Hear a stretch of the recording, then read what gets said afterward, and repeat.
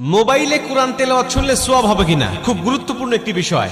আমরা অনেকেই কিন্তু এখন মোবাইলের মাধ্যমে কোরআন তেলাওয়াত শুনি এবং মোবাইলে কোরআন তেলাওয়াত করি। মোবাইলে কোরআন তেলাওয়াত যদি আপনি না পড়তে পারেন বা কুরআনুল কারীম যদি আপনি না পড়তে পারেন, তাহলে কুরআনুল কারীম শুনবেন বা কোরআন পড়তেও পারেন, আবার মোবাইলেও মাধ্যমে শুনবেন, তাহলে আপনার সওয়াব হবে কিনা খুব গুরুত্বপূর্ণ একটা বিষয়। আজকে অধিকাংশ ইয়াং যারা, তারা বেশিরভাগ কুরআনুল কারীমের তেলাওয়াত তারা মোবাইলের মাধ্যমে শোনে। এটা খুবই ভালো বিষয় যে আজকে যুবকেরা গান বাজনা ছেড়ে দিয়ে বিভিন্ন নাটক সিনেমা এগুলো বাদ দিয়ে তারা কুরআনুল কারীমের তেলাওয়াত শুনছে।